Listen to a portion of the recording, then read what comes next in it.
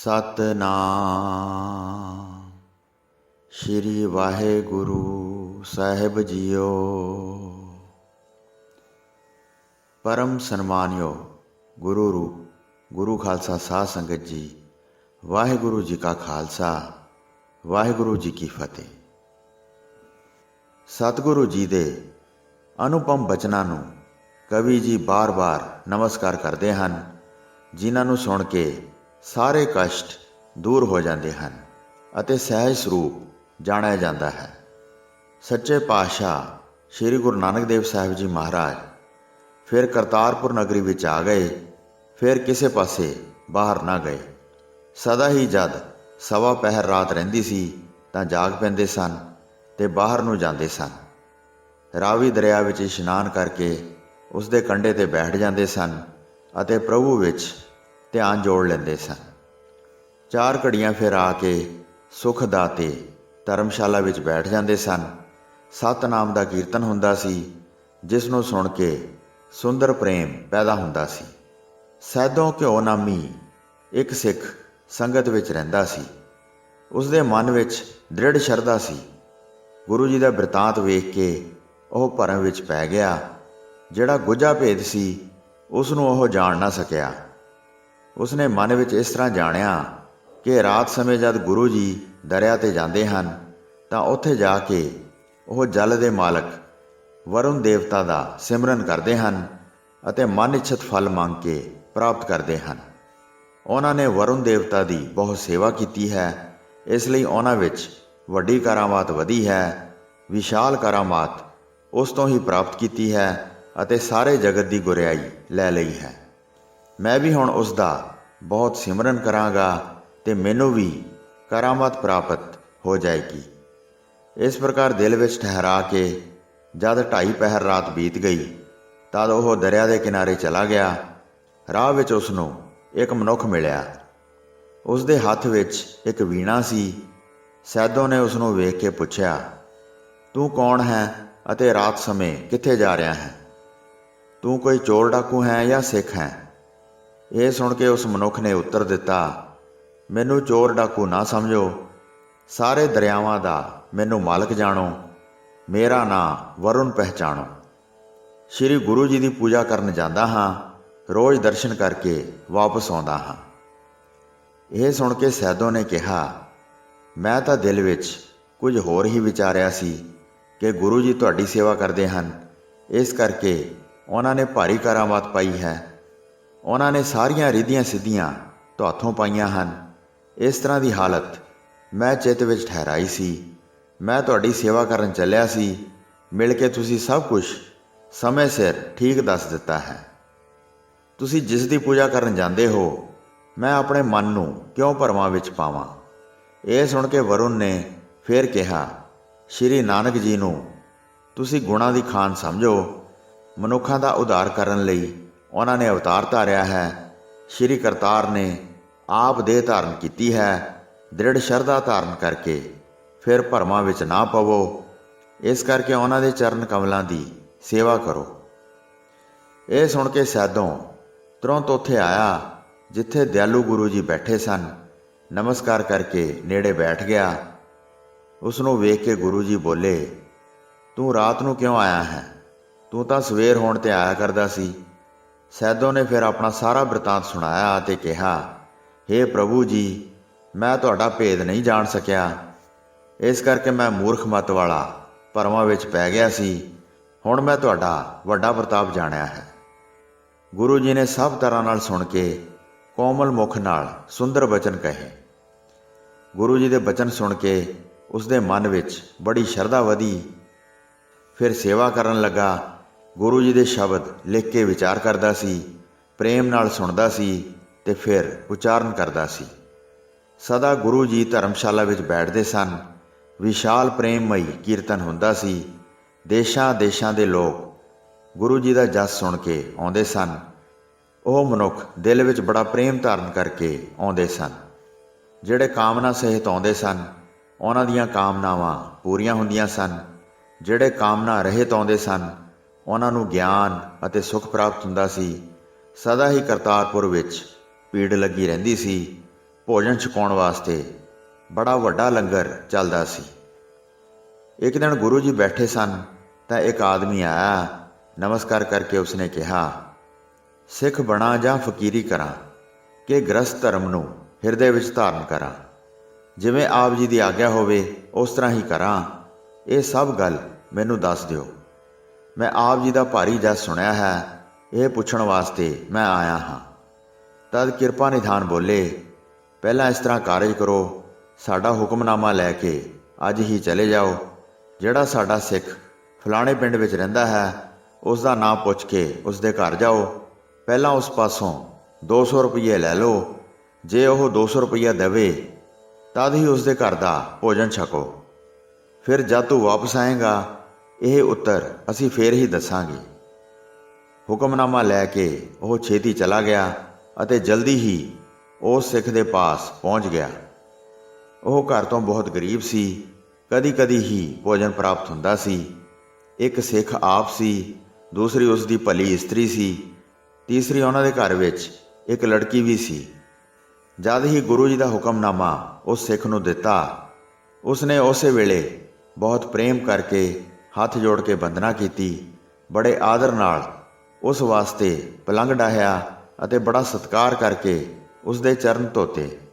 ਫਿਰ ਕਿਹਾ, ਭੋਜਨ ਛਕ ਲਓ, ਬਹੁਤ ਦੂਰ ਤੋਂ ਆਏ ਹੋ, ਰਸਤੇ ਦੀ ਥਕਾਵਟ ਨੂੰ ਦੂਰ ਕਰੋ। ਸਿੱਖ ਨੂੰ ਉਸਨੇ ਵਚਨ ਕਹੇ, ਗੁਰੂ ਜੀ ਦਾ ਹੁਕਮ ਹੈ ਕਿ ਭੋਜਨ ਤਦ ਤੱਕ ਨਹੀਂ ਖਾਣਾ ਜਦ ਤੱਕ ਪਹਿਲਾਂ ਸਾਰਾ ਧਨ 200 ਰੁਪਈਏ ਨਹੀਂ ਲੈ ਲੈਂਦੇ। ਪਿੱਛੋਂ ਉਸ ਦੇ ਘਰ ਵਿੱਚੋਂ ਭੋਜਨ ਛਕਣਾ ਹੈ। ਇਹ ਸੁਣ ਕੇ ਸਿੱਖ ਚੁੱਪ ਹੋ ਗਿਆ। ਵੱਡੀ ਚਿੰਤਾ ਦੀ ਨਦੀ ਵਿੱਚ ਮਨ ਵਹਿ ਗਿਆ। ਪੈਸੇ ਕਿੱਥੋਂ ਦੇਵਾਂ ਤੇ ਕੀ ਕਾਜ ਕਰਾਂ? ਅੱਜ ਸਿੱਖੀ ਪ੍ਰਣ ਕਿਵੇਂ ਕਾਇਮ ਰਹੇ? ਘਰ ਵਿੱਚ ਐਸੀ ਕੋਈ ਵਸਤੂ ਨਹੀਂ ਜਿਸ ਨੂੰ ਬਾਜ਼ਾਰ ਵਿੱਚ ਵੇਚ ਕੇ ਧਨ ਪ੍ਰਾਪਤ ਕਰ ਲਵਾਂ। ਇੱਕ ਸ਼ਾਹ ਉਸ ਦੀ ਲੜਕੀ ਬਦਲੇ 500 ਰੁਪਈਏ ਦੇਣ ਨੂੰ ਤਿਆਰ ਸੀ, ਪਰ ਪਾਪ ਦਾ ਧਨ ਪਛਾਣ ਕੇ ਸਿੱਖ ਪਹਿਲਾਂ ਇਹ ਪੈਸੇ ਨਹੀਂ ਸੀ ਲੈਂਦਾ। ਜਦ ਬੈਠਿਆਂ 2 ਘੜੀਆਂ ਬੀਤ ਗਈਆਂ ਤਾਂ ਉਸ ਦੀ ਪਤਨੀ ਨੇ ਇਸ ਤਰ੍ਹਾਂ ਕਿਹਾ, ਤੁਸੀਂ ਚਿੱਤ ਵਿੱਚ ਚਿੰਤਾ ਕਿਉਂ ਕਰਦੇ ਹੋ? ਜੋ ਸਾਡੇ ਪਾਸ ਹੈ ਉਹ ਸਤਿਗੁਰੂ ਜੀ ਨੇ ਹੀ ਦਿੱਤਾ ਹੈ। ਕੁੜੀ ਨੂੰ ਵੇਚ ਕੇ ਹੁਣੇ 200 ਰੁਪਈਏ ਲੈ ਲਓ ਅਤੇ ਸਤਿਗੁਰੂ ਜੀ ਦੇ ਵਾਸਤੇ ਇਸ ਨੂੰ ਦੇ ਦਿਓ। ਜੇ ਅਸੀਂ ਆਪਣੇ ਵਾਸਤੇ ਲਵਾਂਗੇ ਤਦ ਹੀ ਪਾਪ ਲੱਗੇਗਾ, ਪਰ ਉਪਕਾਰ ਕਰਨ ਵਿੱਚ ਕੋਈ ਦੋਸ਼ ਨਹੀਂ ਹੈ। ਤੁਰੰਤ ਉੱਠ ਕੇ ਇਹ ਕੰਮ ਕਰੋ ਅਤੇ ਅੱਜ ਸਿੱਖੀ ਦੇ ਪ੍ਰਣ ਨੂੰ ਰੱਖ ਲਵੋ।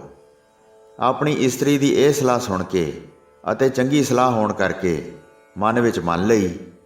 ਫਿਰ ਸ਼ਾਹ ਦੇ ਪਾਸ ਗਿਆ ਅਤੇ ਬੈਠ ਕੇ ਕਿਹਾ, 250 ਰੁਪਈਏ ਦੇ ਕੇ ਮੇਰੀ ਲੜਕੀ ਵਿਆਹ ਕੇ ਲੈ ਜਾਓ। ਸ਼ਾਹ ਨੇ ਕਿਹਾ, ਤੁਸੀਂ ਹੋਰ ਪੈਸੇ ਲੈ ਲਵੋ, ਮੇਰੇ ਘਰ ਵਿੱਚ ਬਹੁਤ ਧਨ ਹੈ। ਆਪਣੀ ਗਰੀਬੀ ਨੂੰ ਇੱਕ ਵਾਰ ਦੂਰ ਕਰ ਲਓ, ਸ਼ੰਕਾ ਰਹਿਤ ਹੋ ਕੇ ਸੁੱਖ ਪਾਓ। ਸਿੱਖ ਨੇ ਕਿਹਾ, ਸੁਣੋ, ਮੈਨੂੰ ਹੋਰ ਰੁਪਈਏ ਨਹੀਂ ਚਾਹੀਦੇ, ਜਿੰਨੇ ਮੰਗੇ ਹਨ ਓਨੇ ਹੀ ਦਿਓ।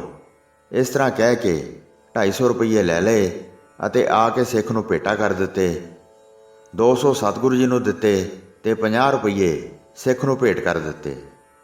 ਉਹ ਮਨੁੱਖ ਭੋਜਨ ਕਰਕੇ ਬੜਾ ਪ੍ਰਸੰਨ ਹੋਇਆ ਤੇ ਗੁਰੂ ਜੀ ਵੱਲ ਚੱਲ ਪਿਆ। ਰਾਹ ਵਿੱਚ ਜਦ ਦੁਪਹਿਰ ਹੋਈ ਤਾਂ ਇੱਕ ਸਾਧੂ ਨੂੰ ਵੇਖ ਕੇ ਉਸ ਪਾਸ ਬੈਠ ਗਿਆ। ਉਸ ਸਮੇਂ ਜਦ ਉੱਥੇ ਪਹੁੰਚਿਆ ਤਾਂ ਬਹੁਤ ਥੱਕ ਗਿਆ ਸੀ। ਤਦ ਉੱਥੇ ਇੱਕ ਵੱਡਾ ਅਮੀਰ ਸ਼ਾਹ ਆਇਆ। ਕਿਰਪਾਲੂ ਸ਼ਾਹ ਨੇ ਸਾਧੂ ਸੰਤ ਸਰੂਪ ਵੇਖ ਕੇ ਇੱਕ ਦੁਸ਼ਾਲਾ ਭੇਂਟ ਕਰ ਦਿੱਤਾ।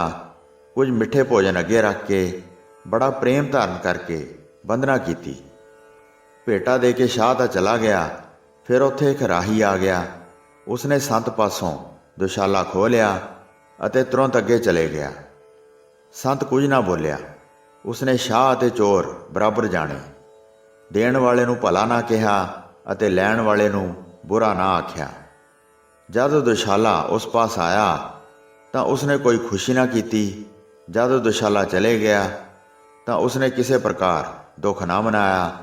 ਸਿੱਖ ਬੈਠਾ ਸਾਰਾ ਤਮਾਸ਼ਾ ਵੇਖ ਰਿਹਾ ਸੀ। ਫਿਰ ਉੱਠ ਕੇ ਗੁਰੂ ਜੀ ਦੇ ਪਾਸ ਜਾਣ ਵਾਸਤੇ ਚੱਲ ਪਿਆ। ਰਾਹ ਵਿੱਚ ਚੱਲਦਿਆਂ ਸ਼ਾਮਾਂ ਪੈ ਗਈਆਂ। ਨੇੜੇ ਕੋਈ ਵੀ ਪਿੰਡ ਨਹੀਂ ਸੀ। ਸਾਰੇ ਉਜਾੜ ਪਈ ਸੀ।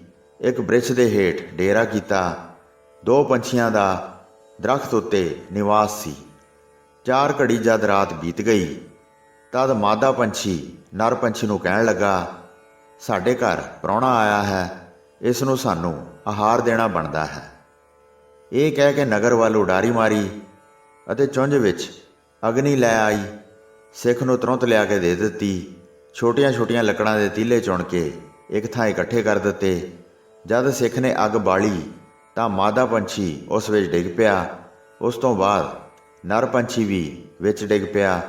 ਭੁੱਖਾ ਹੋਣ ਕਰਕੇ ਸਿੱਖ ਨੇ ਭੋਜਨ ਛਕਿਆ। ਸਾਧ ਸੰਗਤ ਜੀ, ਪਹਿਲਾਂ ਜੰਗਲਾਂ ਵਿੱਚ ਭੋਜਨ ਨਾ ਹੋਣ ਕਰਕੇ ਲੋਕ ਸ਼ਿਕਾਰ ਕਰਦੇ ਸਨ। ਸ਼ਿਕਾਰ ਕਰਕੇ ਹੀ ਆਪਣਾ ਆਹਾਰ ਬਣਾਉਂਦੇ ਸਨ। ਅੱਜ ਕੱਲ੍ਹ ਦੀਆਂ ਸੁਵਿਧਾਵਾਂ ਨਹੀਂ ਹੁੰਦੀਆਂ ਸਨ, ਇਸ ਲਈ ਲੋਕ ਮਜਬੂਰੀ ਵਿੱਚ ਮਾਂਸ ਦਾ ਹੀ ਭੋਜਨ ਛਕ ਲੈਂਦੇ ਸਨ। ਇਸ ਜਨਮ ਵਿੱਚ ਜਿਨ੍ਹਾਂ ਨੇ ਪੰਛੀ ਦੀ ਦੇਹ ਪਾਈ ਸੀ, ਪਿਛਲੇ ਜਨਮ ਵਿੱਚ ਉਹ ਮਨੁੱਖ ਸਨ ਅਤੇ ਉਹ ਗੁਰੂ ਜੀ ਦੇ ਸਿੱਖ ਸਿੱਖਣੀ ਸਨ। ਕਿਸੇ ਦੋਸ਼ ਕਰਕੇ ਪੰਛੀ ਦਾ ਜਨਮ ਪਾਇਆ ਸੀ। ਉਹ ਪਰਉਪਕਾਰ ਕਰਕੇ ਜਨਮ ਮਰਨ ਤੋਂ ਮੁਕਤ ਹੋ ਗਏ। ਗੁਰੂ ਜੀ ਨੇ ਉਹਨਾਂ ਨੂੰ ਤੁਰੰਤ ਮੁਕਤੀ ਬਖਸ਼ ਦਿੱਤੀ ਜਦ ਉਹ ਸਿੱਖ ਦਾ ਭੋਜਨ ਬਣ ਗਏ। ਸਭ ਤਰ੍ਹਾਂ ਨਾਲ ਅਚਰਜ ਵੇਖ ਕੇ ਉਹ ਸਿੱਖ ਫਿਰ ਰਸਤੇ ਚੱਲ ਪਿਆ। ਫਿਰ ਉਹ ਕਰਤਾਰਪੁਰ ਵਿੱਚ ਪਹੁੰਚ ਗਿਆ। ਸਾਰਾ ਧਨ ਗੁਰੂ ਜੀ ਦੇ ਅੱਗੇ ਰੱਖ ਦਿੱਤਾ। ਹੱਥ ਜੋੜ ਕੇ ਬੰਦਨਾ ਕੀਤੀ ਉਪਦੇਸ਼ ਲੈਣ ਵਾਸਤੇ, ਜਿਸ ਦੀ ਮੱਤ ਭਿੱਜੀ ਹੋਈ ਸੀ। ਪ੍ਰਭੂ ਜੀ ਨੇ ਕਿਹਾ, ਤੁਹਾਨੂੰ ਹੁਣ ਯਕੀਨ ਹੋ ਗਿਆ ਹੈ? ਪਹਿਲਾਂ ਆ ਕੇ ਜੋ ਤੁਸੀਂ ਪੁੱਛਿਆ ਸੀ। ਸਿੱਖ ਨੇ ਕਿਹਾ, ਮੈਂ ਕੁਝ ਨਹੀਂ ਸਮਝਿਆ, ਹੁਣ ਬਿਆਨ ਕਰਕੇ ਸਮਝਾਓ। ਗੁਰੂ ਜੀ ਨੇ ਕਿਹਾ, ਜਿਸ ਸਿੱਖ ਨੂੰ ਤੂੰ ਜਾ ਕੇ ਵੇਖਿਆ ਸੀ, ਉਸਨੇ ਸਾਰਾ ਸਰਵੰਸ ਗੁਰੂ ਦਾ ਜਾਣ ਕੇ ਆਪਣੀ ਲੜਕੀ ਵੇਚ ਕੇ ਤੈਨੂੰ ਧਨ ਲਿਆ ਕੇ ਦਿੱਤਾ ਸੀ। ਸਿੱਖ ਹੋ ਕੇ ਜੇ ਮਨ ਵਿੱਚ ਲਾਲਚ ਆਵੇ ਤਾਂ ਉਸ ਸਿੱਖ ਵਰਗਾ ਬਣੋ ਤੇ ਪਰਮਗਤ ਪਾਓ। ਜੇ ਤੂੰ ਫਕੀਰੀ ਕਰਨੀ ਚਾਹੁੰਦਾ ਹੈ ਤਾਂ ਦਿਲ ਵਿੱਚੋਂ ਖੁਸ਼ੀ ਗਮੀ ਛੱਡ ਦਿਓ। ਰਸਤੇ ਵਿੱਚ ਤੂੰ ਇੱਕ ਸੰਤ ਵੇਖਿਆ ਸੀ, ਉਸ ਵਰਗੀ ਆਪਣੀ ਬਿਰਤੀ ਨੂੰ ਬਣਾਓ। ਪਦਾਰਥ ਪਾ ਕੇ ਉਹ ਖੁਸ਼ ਨਹੀਂ ਹੋਇਆ ਸੀ ਤੇ ਪਦਾਰਥ ਗਵਾ ਕੇ ਉਸਨੇ ਦੁੱਖ ਨਹੀਂ ਮਨਾਇਆ ਸੀ। ਜੇ ਤੂੰ ਗ੍ਰਸਥ ਧਰਮ ਧਾਰਨ ਕਰਨਾ ਚਾਹੁੰਦਾ ਹੈ ਤਾਂ ਉਹਨਾਂ ਪੰਛੀਆਂ ਵਰਗਾ ਆਪਣਾ ਆਚਰਨ ਬਣਾਓ। ਅਤਿਥੀ ਵਾਸਤੇ ਦੁੱਖ ਨੂੰ ਨਹੀਂ ਵਿਚਾਰਿਆ ਹੈ, ਝੱਟ ਹੀ ਆਪਣਾ ਸਰੀਰ ਖਤਮ ਕਰ ਦਿੱਤਾ ਹੈ। ਤਿੰਨੇ ਹੀ ਇਹ ਆਸ਼ਰਮ ਚੰਗੇ ਹਨ। ਆਪ ਉਸ ਤਰ੍ਹਾਂ ਕਰੋ ਜਿਵੇਂ ਤੁਹਾਡਾ ਜੀ ਚਾਹੁੰਦਾ ਹੈ। ਇਹ ਸੁਣ ਕੇ ਸਿੱਖ ਧੀਰਜ ਖੋ ਬੈਠਾ, ਭਾਵ ਘਬਰਾ ਗਿਆ। ਤਿੰਨਾਂ ਵਿੱਚੋਂ ਕਿਸੇ ਆਸ਼ਰਮ ਨੂੰ ਵੀ ਧਾਰਨ ਕਰਨਾ ਆਪਣੀ ਸਮਰੱਥਾ ਵਿੱਚ ਨਾ ਜਾਣਿਆ। ਹੱਥ ਜੋੜ ਕੇ ਬਚਨ ਕੀਤਾ, ਇਹ ਤਿੰਨੇ ਹੀ ਮੈਂ ਬੜੇ ਕਠਿਨ ਜਾਣੇ ਹਨ। ਮੇਰੇ ਪਾਸੋਂ ਤਾਂ ਇੱਕ ਵੀ ਨਹੀਂ ਹੋਣਾ। ਜਿਹੜੇ ਮਨੁੱਖ ਅਜਿਹਾ ਕਰਦੇ ਹਨ ਉਹ ਧਨ ਹਨ। ਜਦ ਤੱਕ ਮੈਥੋਂ ਇਹ ਹੋ ਨਹੀਂ ਸਕਣਾ ਤਦ ਤੱਕ ਮੈਂ ਆਪ ਜੀ ਦੀ ਸ਼ਰਨ ਵਿੱਚ ਹਾਂ। ਪਾਪੀਆਂ ਨੂੰ ਤਾਰਨਾ ਤੁਹਾਡਾ ਬਿਰਧ ਹੈ। ਸਾਰਾ ਜਗਤ ਕਹਿੰਦਾ ਹੈ ਕਿ ਤੁਸੀਂ ਅਪਵਿੱਤਰਾਂ ਨੂੰ ਵੀ ਪਵਿੱਤਰ ਕਰਨ ਵਾਲੇ ਹੋ। ਕਿਰਪਾ ਧਾਰ ਕੇ ਮੇਰੀ ਗਤੀ ਕਰੋ। ਮੈਂ ਵੱਡਾ ਅਸਮਰੱਥ ਹਾਂ, ਇਹ ਜਾਣ ਲਓ। ਉਸ ਦੀ ਬੇਨਤੀ ਜਦ ਕੰਨ ਨਾਲ ਸੁਣੀ, ਗੁਰੂ ਜੀ ਨੇ ਫਿਰ ਮੁਖ ਤੋਂ ਬਚਨ ਕੀਤਾ, ਨਿਸ਼ਕਪਟ ਹੋ ਕੇ ਧਰਮ ਦੀ ਕਿਰਤ ਕਰੋ। ਦਿਲ ਦਾ ਸਾਰਾ ਘਮੰਡ ਦੂਰ ਕਰੋ। ਮਨ ਨੀਵਾਂ ਕਰਕੇ ਸਿੱਖਾਂ ਦੀ ਸੇਵਾ ਕਰੋ। ਹੌਲੀ ਹੌਲੀ ਤੇਰੀ ਗਤੀ ਹੋ ਜਾਏਗੀ। ਉਪਦੇਸ਼ ਸੁਣ ਕੇ ਉਸ ਤਰ੍ਹਾਂ ਹੀ ਕਰਨ ਲੱਗਾ। ਸੇਵਾ ਨਾਲ ਬਹੁਤ ਪ੍ਰੇਮ ਪਾ ਲਿਆ। ਸਮਾਂ ਪਾ ਕੇ ਸਤਨਾਮ ਦਾ ਸਿਮਰਨ ਕਰਦਾ ਸੀ। ਲਿਵ ਲੱਗਣ ਕਰਕੇ ਬੁੱਧੀ ਵੀ ਸੁੰਦਰ ਹੋ ਗਈ। ਗੁਰੂ ਜੀ ਦੀ ਮਿਹਰ ਨਾਲ ਉਸ ਨੂੰ ਮੁਕਤੀ ਪ੍ਰਾਪਤ ਹੋਈ ਅਤੇ ਜਗਤ ਦੇ ਜਨਮ ਮਰਨ ਦੇ ਕਸ਼ਟ ਤੋਂ ਉਸ ਨੂੰ ਛੁਟਕਾਰਾ ਮਿਲ ਗਿਆ। ਇਸ ਪ੍ਰਕਾਰ ਉਪਦੇਸ਼ ਦੇ ਕੇ ਗੁਰੂ ਜੀ ਨੇ ਬਹੁਤ ਮਨੁੱਖਾਂ ਦਾ ਉਧਾਰ ਕੀਤਾ। ਸੋ ਸਾਧ ਸੰਗਤ ਜੀ, ਇਹ ਪ੍ਰਸੰਗ ਇੱਥੇ ਹੀ ਸਮਾਪਤ ਹੁੰਦਾ ਹੈ ਜੀ। ਪ੍ਰਸੰਗ ਸੁਣਾਉਂਦੇ ਹੋਈਆਂ ਅਨੇਕ ਭੁੱਲਾਂ ਚੁੱਕਾਂ ਦੀ ਖਿਮਾ ਬਖਸ਼ਣੀ ਜੀ। ਦਾਸ ਨੂੰ ਆਗਿਆ ਦਿਓ। ਵਾਹਿਗੁਰੂ ਜੀ ਕਾ ਖਾਲਸਾ, ਵਾਹਿਗੁਰੂ ਜੀ ਕੀ ਫਤਿਹ।